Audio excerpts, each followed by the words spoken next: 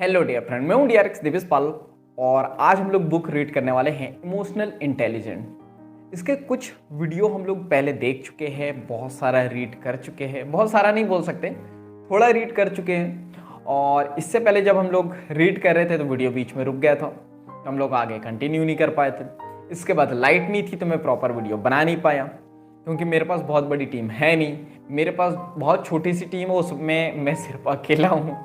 तो मेरे पास ऐसी कोई टीम नहीं है, मैं अकेला ही सारी चीज़ें करता हूँ, तो बहुत सारी प्रॉब्लम हो जाती है। तो आज कोई प्रॉब्लम नहीं है, तो चलिए बुक को रीड करते हैं आगे। तो हम लोगों ने जो है बात की थी कि जो है गुड आईक्यू और एवरेज आईक्यू वाले व्यक्ति में क्या अंतर होता है। इसके बाद हम लोगों ने इमोशंस की बात की थी। इसके बाद हम लोग आज बात करते हैं ब्रेन एंड इमोशंस की। तो ब्रेन की बात करें तो हमारे ब्रेन में जो है कुछ ओल्ड पार्ट भी होते हैं और कुछ न्यू पार्ट भी होते हैं। तो ओल्ड पार्ट की बात करें तो हमारे ब्रेन में हमारी बॉडी में जो हमारा ब्रेन है वो इतना ओल्ड है कि ये ह्यूमैनिटी की शुरुआत के टाइम से ही है, यानी जब मानव की शुरुआत हुई थी तब से ही ह्यूमन बॉडी में जो है ब्रेन उपस्थित था। लेकिन अभी जो है कुछ यंगर पार्ट बने हैं, यानी कि न्यू पार्ट बने हैं। इसके बाद हम लोग बात करते हैं, लेकिन जो हमारा ओल्ड पार्ट है वो हमारे इमोशंस को कंट्रोल करता है। इसका एक एग्जांपल है अमिगडाला। हमारे ब्रेन में एक पार्ट होता है एमिगडाला, वो इमोशनल ब्रेन सेंटर होता है, वो एक्सट्रीमली ओल्ड है। मतलब जो एमिगडाला है बहुत ही ज़्यादा ओल्ड पार्ट है हमारे ब्रेन का, जो इमोशनल ब्रेन सेंटर होता है, यानी हमारे ब्रेन में जो इमोशनल सेंटर होता है, यानी हमारे ब्रेन में इमोशंस को कंट्रोल करने वाला सेंटर होता है। यंगर कॉर्टेक्स की बात करें तो एमिगडाला में एक पार्ट होता है younger cortex, centre of intelligence जिसे कहते हैं, यानी जहां पे नॉलेज जमा होती है। तो ये जो एमिगडाला है ये डिसीजन ओवरराइड कर सकता है, यानी एमिगडाला पे अगर आप काम नहीं करोगे, एमिगडाला अगर प्रॉपर काम नहीं करेगा तो डिसीजन यहाँ से चेंज हो सकता है, क्योंकि एमिगडाला ही क्या है, इमोशनल सेंटर है। अगर जब इमोशंस ही सही तरीके से हम लोग नहीं जज कर पाएंगे, इमोशंस के टच में नहीं रहेंगे, तो हम लोग प्रॉपर डिसीजन नहीं ले सकते। अगर आप बहुत गुस्से में हो तो आप सही बताओ, क्या सही डिसीजन लोगे? नहीं लोगे। आप बहुत दुखी हो तो क्या सही डिसीजन लोगे? नहीं। बहुत खुश हो तो नहीं। तो डिसीजन कब लोगे? जब आप नॉर्मल रहोगे, ना बहुत ज़्यादा खुश, ना बहुत ज़्यादा दुखी, ना बहुत ज़्यादा गुस्सा, ना बहुत ज़्यादा डरे हुए। क्लियर है? इसके बाद हम लोग यहाँ पे बात करते हैं डैनियल गोलमैन की। तो डैनियल गोलमैन जो इस बुक के राइटर हैं, उनका कहना है कि इमोशंस हमारे माइंड से भी स्ट्रांग होते हैं। जो हमारे इमोशंस है हमारे माइंड से भी ज़्यादा स्ट्रांग होते हैं। कई extra element mind proper emotional intelligent के बगैर पूरी तरह यूजलेस प्रूफ हुए हैं। यानी कई एक्स्ट्रा इंटेलिजेंट माइंड, यानी ऐसे माइंड जिन्होंने बहुत सारा नॉलेज तो गेन किया लेकिन इमोशंस पर काम नहीं किया, तो वो यूजलेस माने गए। इसके बाद हम लोग बात करते हैं 5 डोमेन ऑफ इमोशनल इंटेलिजेंट, यानी इमोशनल इंटेलिजेंट के लिए 5 डोमेन हम लोगों को बताए गए हैं। तो फर्स्ट डोमेन है नॉइंस वंस इमोशंस, यानी अपने इमोशंस को पहचानने की कला। दूसरा डोमेन है इमोशनल मैनेजमेंट। तीसरा है motivate your self. Motivate your self का मतलब अपने खुद को मोटिवेट करना, खुद को मोटिवेट करने की कला। एंड फोर्थ है एम्पैथी। एम्पैथी का मतलब होता है सहानुभूति, कि अगर कोई रो रहा है तो उसके दुख में शरीक होना, उसकी खुशियों में शामिल होना, उसको रोने के लिए अपना कंधा देना। अगर कोई गुस्सा है तो उसको समझना कि वो गुस्सा क्यों है, उसको एम्पैथी कहते हैं। इसके बाद बात करते हैं fifth dimension, pay attention to your relationship, यानी अपने रिलेशंस पे ध्यान देना, अटेंशन देना। तो 5 डोमेन पर हम लोग काम करेंगे। तो हम लोग जो है फर्स्ट डोमेन से आज स्टार्ट करते हैं। तो फर्स्ट डोमेन है नॉइंस वंस इमोशंस, यानी अपने इमोशंस को पहचानने की कला। बहुत से लोग अपने इमोशंस समझ ही नहीं पाते हैं और फिर ऑटोमेटिक वे में वे जो है एक्ट करने लगते हैं। तो ऐसा होता है कि बहुत सारे लोग जो है ना अपने इमोशंस को समझ ही नहीं पाते हैं कि उन्हें गुस्सा कब आता है, क्यों आता है, कैसे आता है, वो किस चीज़ से दुखी हो जाते हैं, वो दुख का कारण क्या है, वो खुश क्यों हो जाते हैं, वो खुशी का कारण क्या है, वो कब खुश रहते हैं और कब खुश नहीं रहते। जब वो अपने इमोशंस को नहीं समझते हैं तो वो ऑटोमेटिकली जो है वो एक्ट करने लग जाते हैं। मतलब कोई व्यक्ति आपने देखा ना जिसको बहुत गुस्सा आता है, तो कोई व्यक्ति जो है गुस्से में सबको गाली देने लगता है, कोई गुस्से में किसी से बात ही नहीं करता है, कोई गुस्से में सब कुछ तोड़ने लग जाता है, फोड़ने लग जाता है, भले वो खुद का ही मोबाइल क्यों ना हो। तो उसका रिजल्ट किसे मतलब मिलता है, सही या गलत? उस व्यक्ति को ही। उसके रिलेशन खराब हो जाते हैं, उसकी चीज़ें खराब होती जाती है, उसका मोबाइल टूट जाता है, बाद में फिर वो पैसे अरेंज करके दूसरा मोबाइल खरीदता है। तो इसलिए इमोशंस को समझना बहुत ज़रूरी है। जैसे कि हम सब कभी ना कभी किसी बात को लेकर जेलस होते हैं, होते हो या नहीं होते हो? आप बहुत सारे लोग बोलेंगे नहीं नहीं हम कभी जेलस ही नहीं होते, हम तो मोटिवेट रहते हैं हमेशा। तो हम ह्यूमंस हैं, हम मानव हैं, हम कभी ना कभी जो है जेलस जरूर होते हैं, क्योंकि ये एक नेचुरल इमोशंस है।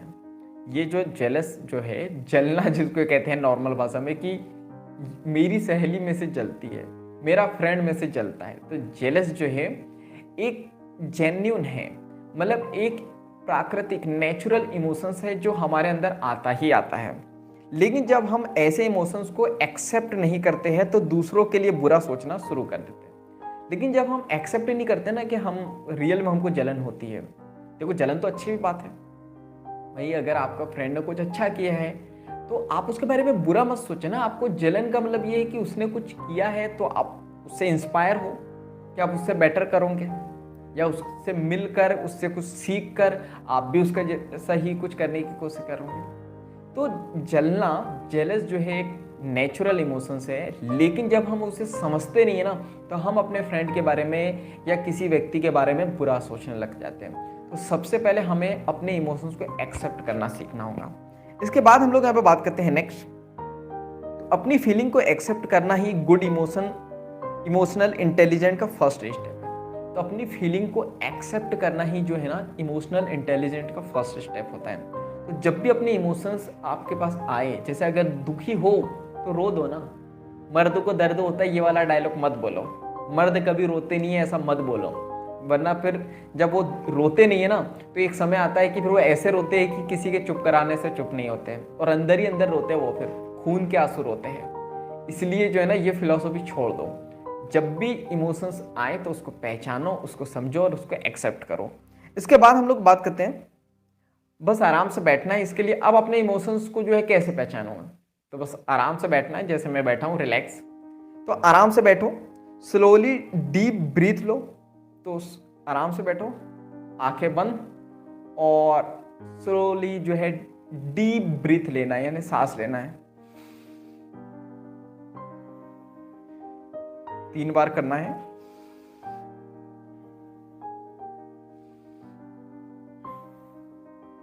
रिलैक्स महसूस हुआ? ऐसा बुक में नहीं दिया है, ऐसा मैंने कराया है।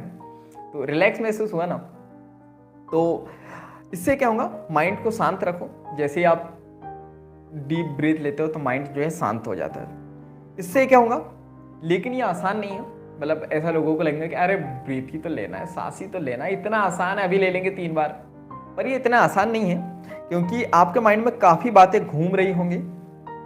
देखो जब भी मेडिटेशन की बातें आती है ना, तो उसमें होता क्या है, हम लोगों को अपनी सांसों पर फोकस करना होता है, और जो इतना आसान होता नहीं है। हम लोग जैसे सांस लेते हैं तो हमको सारी चीज़ें याद आ जाती है कि दूध उबल रहा है, आज दूध लिया नहीं, आज चाय पीनी है, पानी पिया नहीं, आज खाना इतने बजे खाया नहीं, उसको पैसे देने हैं, उससे पैसे लेने हैं, उसने मेरे को ये बोला था, इसने मेरे को ये बोला था, इसने मेरा ये काम नहीं किया। हजारों बातें जो है ना हमारे माइंड में आ जाती है, और वो तभी आती है जब हम मेडिटेशन करते हैं, उससे पहले नहीं आती है। तो इतना आसान नहीं होता है। आपके माइंड में काफ़ी बातें घूम रही होंगी, जैसा बुक में भी बताया। क्या मैंने ओवन ऑफ किया? ओवन होता है ना, आप बुक में दिया है ऐसा, तो ओवन आपने ऑफ किया नहीं किया, ये आपके माइंड में आ जाएगा। या फिर अरे कल वो मेरा एक असाइनमेंट है, असाइनमेंट स्कूल वगैरह में रहता है ना, कॉलेज वगैरह में, या अगर आप कहीं कंपनी वगैरह में जॉब कर रहे हो तो आपको असाइनमेंट दे दिए जाते हैं, तो आपके माइंड में वो आ जाएगा कि मैंने असाइनमेंट पूरा किया या नहीं किया। इसके बाद लेकिन कोई बात नहीं, आपके माइंड में थॉट चलने दो। हाँ, लेकिन इससे कोई प्रॉब्लम नहीं है, क्योंकि थॉट तो है, वो तो आएंगे ही, और हम लोग मनुष्य है तो थॉट तो आएंगे ही, तो आएंगे, उससे कोई प्रॉब्लम नहीं है। लेकिन ध्यान रहे कि ये ख्याल आए और चले जाए, वरना ये आपके माइंड और जजमेंट पावर को क्लाउड कर देंगे। अगर थॉट आ रहे हैं कोई प्रॉब्लम नहीं, आने दो और जाने दो, आने दो और जाने दो। जैसे क्या कर रहे हो, सांस ले रहे हो, थॉट आ रहे हैं, सांस छोड़ रहे हो, थॉट जाने हो। अगर आप ऐसा नहीं करोगे तो ये जो है आपके माइंड मेंटल हेल्थ को ख़राब कर देंगे और जजमेंट पावर को, जजमेंट यानी किसी चीज़ पर आप डिसीजन लेना चाहते हो, किसी चीज़ को जज करना चाहते हो, ऑब्जर्व करना चाहते हो, तो इसको ये बिगाड़ देगा। इसके बाद जब आपका माइंड रोज की चिक चिक से फ्री हो जाएगा तो आपके लिए अपने इमोशनल स्टेट को परस्यू करना ईजी हो जाएगा। तो अगर आप अपने इमोशंस को समझना चाहते हो तो जब आपका माइंड रोज की चिक चिक चिक चिक चिक से जो है फ्री हो जाएगा। चिक चिक से कैसे, किसी की गर्लफ्रेंड है तो वो भाई तुमने मेरे को फोन नहीं किया, तुमने मेरे को गिफ्ट नहीं दिया, तुमने से मेरे साथ सेल्फी नहीं खिंचाई, तुमने मेरे को मीठा नहीं खिलाया, तुमने मेरे को चॉकलेट नहीं दी, तुमने तुमने तुमने तुमने ये नहीं किया, वो नहीं किया। भी अगर वाइफ है तो ऑफिस जाने के बाद तो तुम मेरे को भूल ही जाते हो, तुम तो वो वर्मा जी की वाइफ के साथ बात करते हो, तो तुम तो उसके साथ करते हो, तुम वर्मा जी की वाइफ को देखो, वर्मा जी को देखो, शर्मा जी को देखो, इसको देखो, उसको देखो, तुमने मेरे को ये नहीं किया, तुमने मेरे को वो नहीं किया, वाह वाह वाह वाह वाह वाह वाह, बहुत सारी बातें। तो ये जो है चिक चिक, अगर मतलब ऐसा मज़ा आ रहा है बोलने में, तो अगर ये रोज रोज की जो चिक चिक है, अगर आप इससे फ्री नहीं होंगे ना तो अपने इमोशंस को समझ ही नहीं पाओगे। लेकिन आप उससे फ्री हो जाओगे तो होगा क्या, आपके लिए जो इमोशनल स्टेट होती है ना, एक इमोशनल स्टेट की आप देखो खुश होते हो, लेकिन खुश होने के बाद भी एक सुकून भरा पल आता है, वो आप तभी जो है जज कर पाओगे, तभी ऑब्जर्व कर पाओगे जब आपकी मेंटल हेल्थ अच्छी रहेगी, जब आप माइंड से फ्री रहोगे। ऐसा नहीं कि माइंड में कुछ चलते रहेंगे आप अपने, जैसे मुझे जो है ना, स्पेशली मतलब ऐसा नहीं कह रहा हूँ मैं, मतलब रियली मुझे अपने फ्रेंडों से मिलके जो है बड़ा सुकून महसूस होता है। मैं वो इमोशंस जो होता है ना हैप्पीनेस वाला, उसको फील करता हूँ। क्यों? दोस्तों के बीच जाके जो है ना, मतलब मेरा पर्सनल मानना है कि दोस्ती इस दुनिया का सबसे अनमोल रिश्ता है। क्योंकि जैसे हम लोग जाते हैं ना दोस्तों के पास तो एक सुकून महसूस होता है, सारी टेंशन हम लोग भूल जाते हैं और बस एंजॉय करते हैं। तो वो आप तभी महसूस करोगे। अब बाकी लोगों से पूछोगे ना कि दोस्ती आपके लाइफ में इतना मायने रखते हैं, अरे बोले नहीं नहीं नहीं, बस ठीक है दोस्त लाइफ में, आते हैं जाते हैं, नए बनते चले जाते हैं। इसीलिए क्योंकि वो लाइफ से फ्री नहीं हुए, मेंटल हेल्थ अच्छी नहीं है उनकी। तो जब तक कि आप मेंटल हेल्थ अच्छी नहीं करोगे ना, आप किसी भी इमोशंस को नहीं समझ पाओगे। देखो ये तो हैप्पीनेस वाली बात होगी। कभी आपने दुख को समझा है? नहीं समझा। 90% लोगों ने दुख को नहीं समझा है। देखो दुख और प्रॉब्लम अलग होती है, उसी प्रकार हैप्पीनेस या खुशी को आपने नहीं समझा होगा। 90% लोगों ने हैप्पीनेस को नहीं समझा होगा। जो 90% लोग समझते हैं ना, वो होता है प्लेजर, यानी कि आनंद। दोस्त से मिलके मजा आ गया, दोस्त चले गया, मजा भी खत्म। हैप्पीनेस वो होती है दोस्त पास में रहे या ना रहे, हैप्पीनेस रहती है मेरी लाइफ में दोस्त है। तो सिर्फ हैप्पीनेस, हैप्पीनेस यानी परमानेंट जो होती है उसे हैप्पीनेस कहते हैं, जो कुछ समय के लिए होती है उसे प्लेजर यानी आनंद कहते हैं। दुख जो होता है वो भी लाइफ टाइम के लिए होता है। किसी का फैमिली मेंबर की डेथ हो गई, उसे लाइफ टाइम दुख रहेगा अगर उसके दिल के बहुत करीब है तुम। और जो परेशानियां रहती है, प्रॉब्लम्स रहती है, आती है जाती है, आती है जाती है। प्रॉब्लम किस चीज से? पैसा नहीं है, पैसा आ जाएगा, प्रॉब्लम सॉल्व। तो इसको समझना बहुत जरूरी है। गुस्से को, जैसे हर चीज को जो है ना समझना आपको बहुत जरूरी है। हर चीज को मतलब इमोशंस को, और वो तभी समझ पाओगे जब आप मेंटली जो है ना हेल्दी रहोगे। तो उसके लिए क्या करना मैंने बता दिया आपको, डीप ब्रीथ लेनी है ना, मेडिटेशन कर सकते हो। इसके बाद हम लोग बात करते हैं, जैसे मान लो आज आप पूरा दिन फ्रस्ट्रेट रहे, और होता ही है ऐसा कि जब कोई भी व्यक्ति जो है स्कूल जाता है, कॉलेज जाता है, ऑफिस जाता है, तो बहुत सारी प्रॉब्लम्स रहती है लाइफ की। लाइफ बड़ी कॉम्प्लिकेटेड हो जाती है। जैसे जैसे बोला जाता है ना कि बचपन में लाइफ बड़ी अच्छी थी, जैसे जैसे बड़े होते जा रहे हैं लाइफ फ्रस्ट्रेट होते जा रही है। तो मान लो कि आप दिन भर से जो फ्रस्ट्रेट थे, अगर आप थोड़ी देर के लिए भी मेडिटेशन करेंगे तो ये फ्रस्ट्रेशन है ना छूमंतर हो जाएंगी। तो ऐसा क्यों होता है? मेडिटेशन क्या इतना इफेक्टिव होता है? हाँ बिल्कुल होता है। तो हम लोग करते क्यों नहीं है? क्योंकि मेडिटेशन एक स्किल है, और स्किल को सीखने के लिए टाइम लगता है। जैसे साइकिल की बात करें, साइकिल एक दिन में नहीं सीखे थे हम लोग। साइकिल जब सीख रहे थे तो चोट भी लगी थी, बहुत सारे लोग डांट भी देते थे, बहुत सारे लोग मना भी करते थे, बहुत सारे थॉट भी आते थे, गिर जाएंगे तो लग जाएंगे तो चोट आ जाएगा, ये वो बहुत सारी चीज़ें। तो एक स्किल थी, धीरे धीरे करते करते सीखते सीखते आ गया। तो हम लोगों को साइकिल चलाने में अब मजा आता है। मेडिटेशन भी जब आप एक दिन करोगे ना, तो मैंने बताया और इस बुक में जैसा बताया, जैसे मेडिटेशन करोगे ना, हजारों थॉट आपके माइंड में आएंगे और आप मेडिटेशन करना छोड़ दोगे। आप बोलोगे कि मुझसे तो मेडिटेशन करना होता ही नहीं है, मैं तो जैसे ही करता हूँ हजारों थॉट मेरे माइंड में आ जाते हैं, तो मैं तो कभी मेडिटेशन कर ही नहीं पाऊंगा। तो अगर आप ऐसा करोगे तो बिल्कुल नहीं कर होगा। बुक में भी जैसे बताया था, आप मेडिटेशन स्टार्ट करो, थॉट आने दो, आने से कोई प्रॉब्लम नहीं है, क्योंकि थॉट है वो तो आएंगे ही। अगर आप थॉट को रोकोगे तो प्रॉब्लम क्रिएट होगी। थॉट को आने दो, जाने दो, आने दो, जाने दो। एक समय के बाद इतनी प्रैक्टिस हो जाऊंगी कि आप जो है ना ध्यान में खो जाओगे, और फिर वो इमोशनल स्टेट को जो है ना जब आप रियलाइज करोगे ना, आपको रियल सुकून महसूस होगा और आपको मजा आएगा। तो आज हम लोगों ने फर्स्ट डोमेन देखा इस बुक का, अपने इमोशंस को पहचानने कैसे, इस पे बात की। दूसरा जो है डोमेन है इमोशनल मैनेजमेंट, कि अपने जो इमोशंस है उसको मैनेज कैसे करें। बहुत इंपॉर्टेंट डोमेन है जो हम लोग नेक्स्ट वीडियो में देखने वाले हैं। तो आज समझ लेते हैं हम लोगों ने क्या किया है, ओवरव्यू कर लेते हैं हम लोग। तो हम लोगों ने इससे पहले भी जो पढ़ा था उसको भी ओवरव्यू कर लेते हैं। तो हम लोगों ने बात की थी कि जो जिनका गुड जो है IQ होता है, वो लोग ऑलमोस्ट जो है फेल हो जाते हैं लाइफ में, क्योंकि उनका जो है एवरेज EI होता है, यानी इमोशनल इंटेलिजेंट। लेकिन जिनका एवरेज IQ होता है, यानी कि इमोशनल क्वोशेंट है, नॉलेज बहुत होता है लेकिन वो इमोशंस पर काम कर लेते हो, तो लाइफ में बहुत अच्छा करते हैं ऐसे लोग। इसके बाद हम लोगों ने इमोशंस की बात की थी कि जब भी इमोशंस हमारे माइंड में आते हैं तो ये जो इमोशंस जो है डिसीजन मेकिंग प्रोसेस को चेंज कर देते हैं, हमारे थॉट को चेंज कर देते हैं। जिसकी वजह से होता क्या है, अगर हम किसी छोटी सी चीज़ के लिए भी दुखी हुए हैं तो हमारे माइंड में एक ट्रिगर पॉइंट होता है, वो ट्रिगर हो जाता है और हम लोग दुख के सारे थॉट ढूंढने लग जाते हैं और फिर रोने लग जाते हैं, क्योंकि हमको रोना आता नहीं है एक छोटे से दुख से। तो हम लोग दुखों का पहाड़ खड़ा करते हैं ताकि हमको ज़्यादा रोना आए।